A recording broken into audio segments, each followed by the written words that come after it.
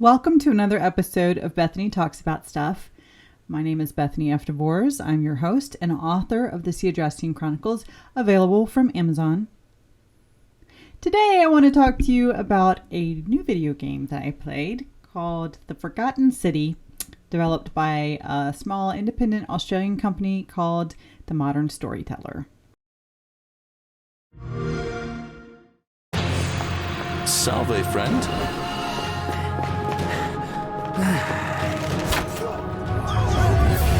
The many shall suffer for the sins of the one. Salve, friend. Mind telling me who you are?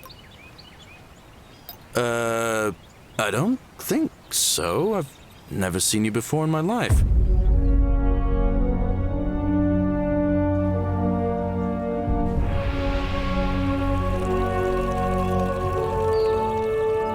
If even one person commits a sin here, every last one of us will die.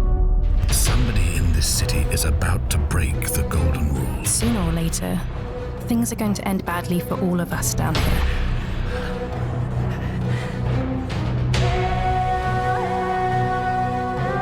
Some people say it's the creation of an all-seeing God who's watching everything we do.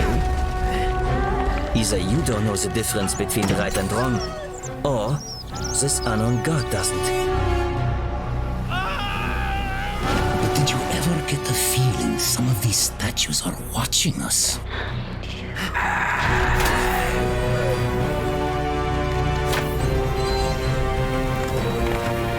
Are you with me? Can I count on you to figure out who's about to break the golden rule?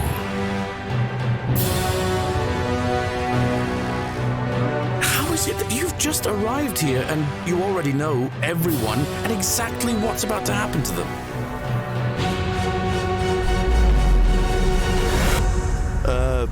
Salve, friend. I'm Galerius. I'll tell you this much. I hate the fact that my survival depends on the common sense of other people. Then you know what I'm talking about. So this is my first full video game review, and I'm really excited about it. I got so excited about this game. It was actually released July 28th, 2021. So for me, that's super recent. I don't usually get to play and review a game that quickly. So I'm really excited to talk about this game.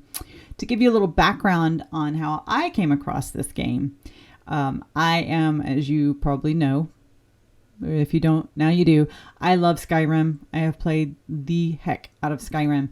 And Skyrim is one of the only games that you can play modded on a console.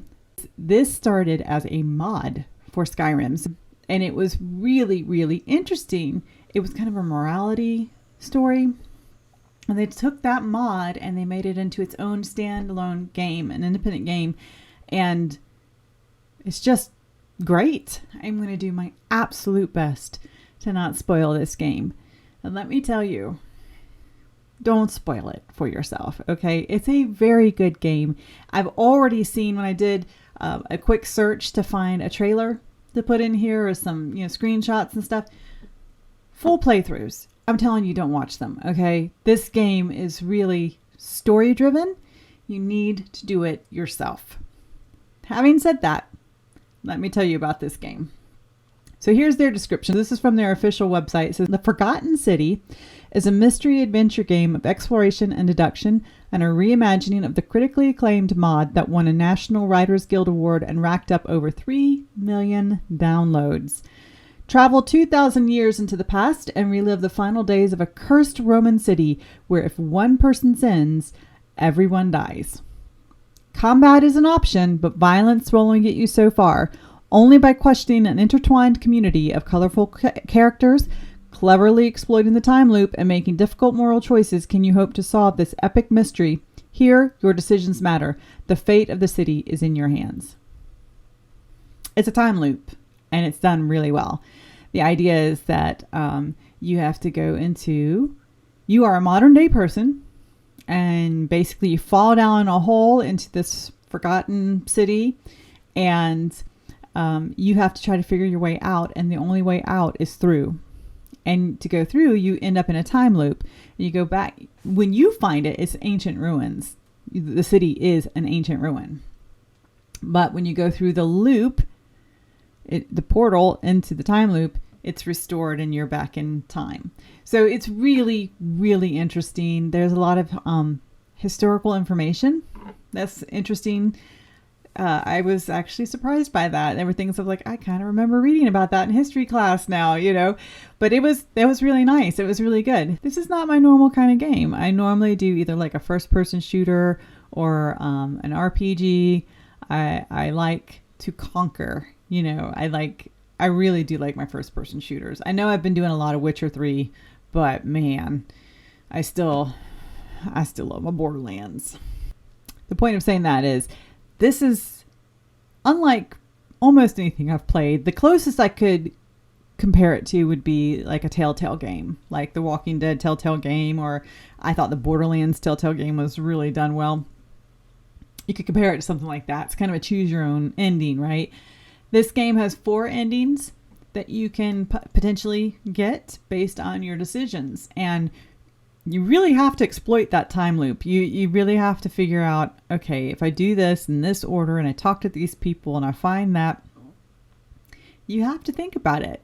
You can't just go in guns blazing, accusing people of stuff. Like, you have to have some data. You have to have some proof. You have to really, really pay attention. I really enjoyed that about this game.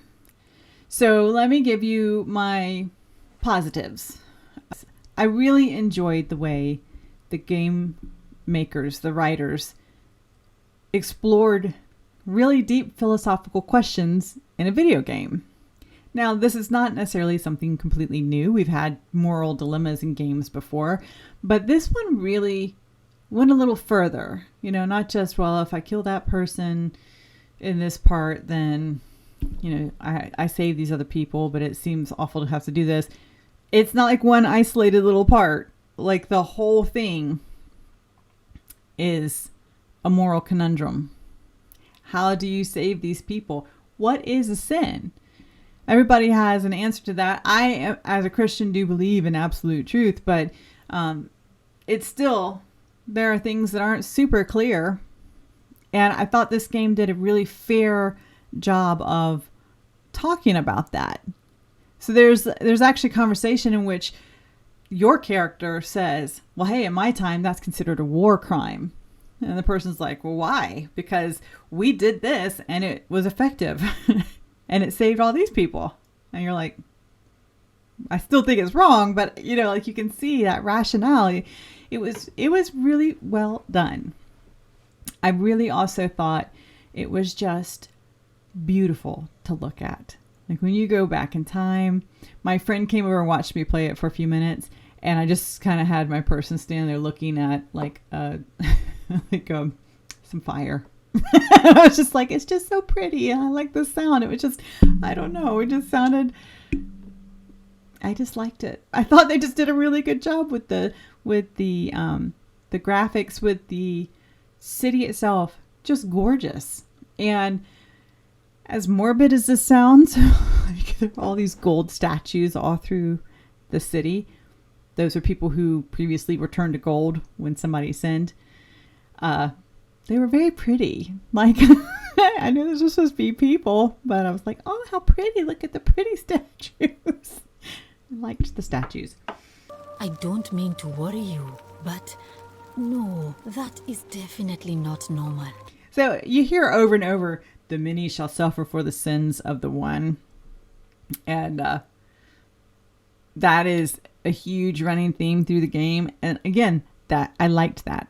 I liked having to think it through and really, how does this going to affect this character or that character? If I do this now, what happens there? Do I have to do it again? Am I going to lose that? It really did, for the first time in a long time, make me genuinely think. Not just running guns blazing, which I even do. I realize there are not really any guns in Witcher 3, but I still sometimes run in guns blazing, metaphorically speaking. I'm like, I'll figure it out. You really kind of can't do that. So this game had those great moral dilemmas, beautiful visuals, great voice cast. I don't think I can think of a single character that I thought that the voice acting was bad. Oh, Bodger, thank goodness. You finally made it. I thought you'd never come. I thought everybody was really good. I also really liked the music.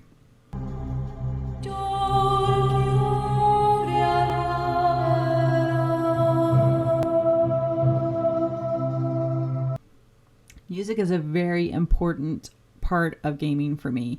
If a game has really crummy music, it's going to make a difference to me. It's going to make a difference. And if it has great music, that's going to stick.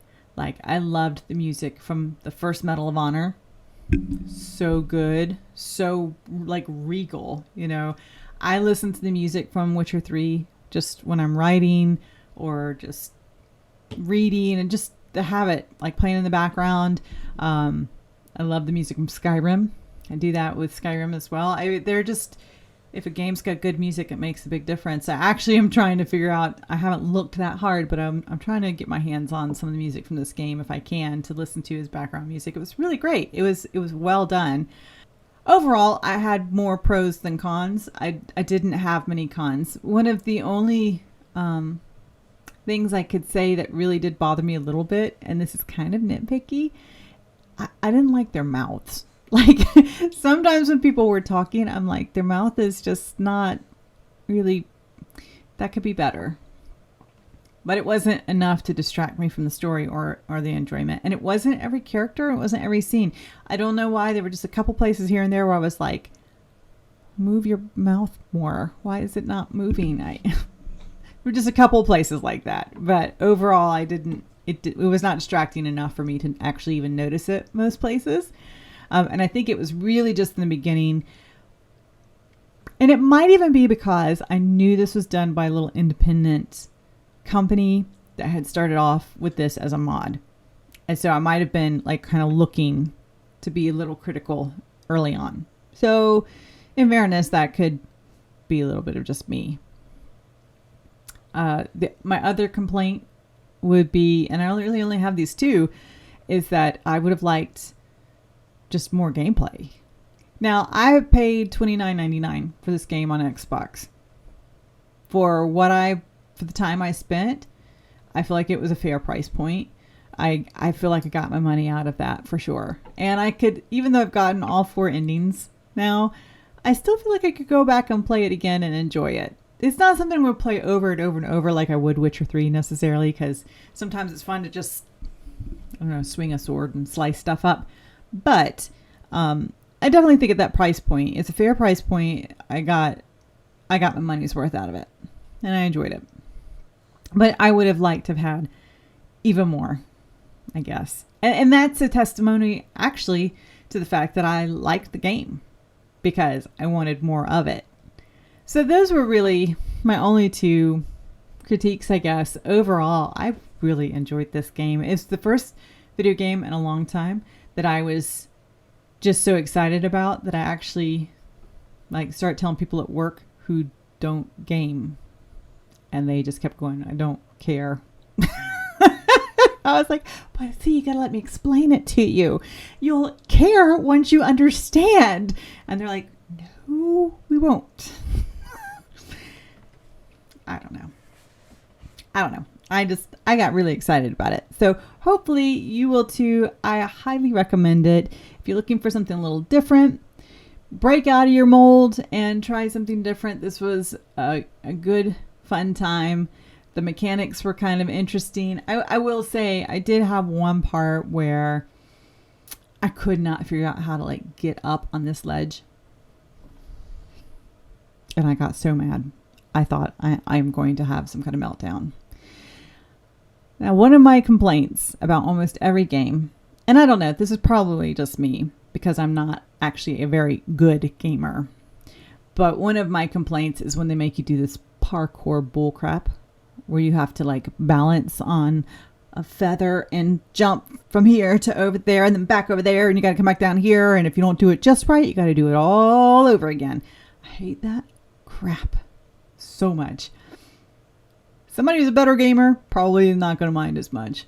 I kind of stink, so I don't like it. So there was one part where I got really, really stuck. And I got to tell you, it was me. Because I went back, like my next playthrough, and there were very clear tutorials saying, make sure you press this button and this button to do this. And I went, I guess I've only been pressing one of those buttons. So, pay attention, and it's not so bad. Most of the game is talking, but there are some, like the description said, there is some actual action in there, some bow and arrow stuff, which I actually really enjoyed. It was challenging, though, because it's not what you're expecting. The mechanics are a little clunky there, but in a way that makes sense for the game, because it's not a shoot 'em up game. So I really liked it, and I highly recommend it. I'm really excited to see what the Modern Storyteller does. This was, as far as I can tell from what I'm reading, their first real foray into releasing their own independent game.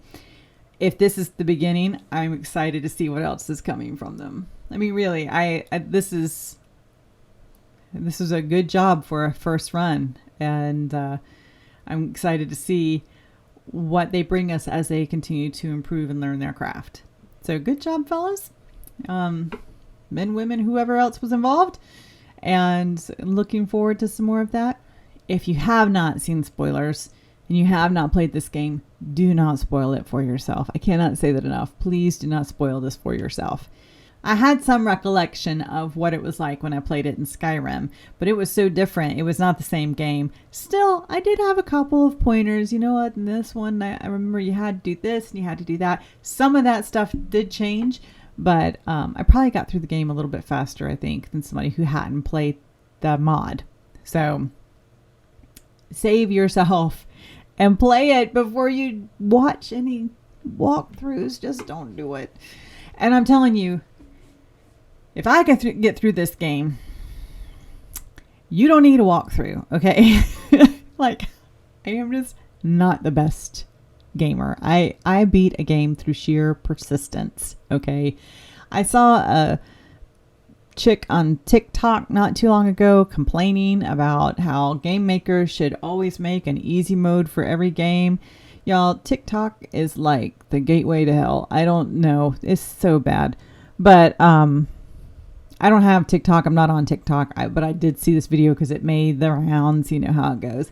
And I was just kind of shocked, like, I don't think every game should have an easy mode. If that means I can't finish the game or I can't play it, that's fine.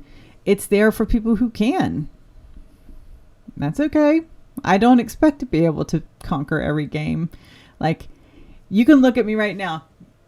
My gamer viewers, you know what I'm talking about. I'm never going to play Dark Souls. Probably not ever going to happen. I know it's notoriously hard. I don't have time to learn it. I don't think it should be dumbed down for me, though.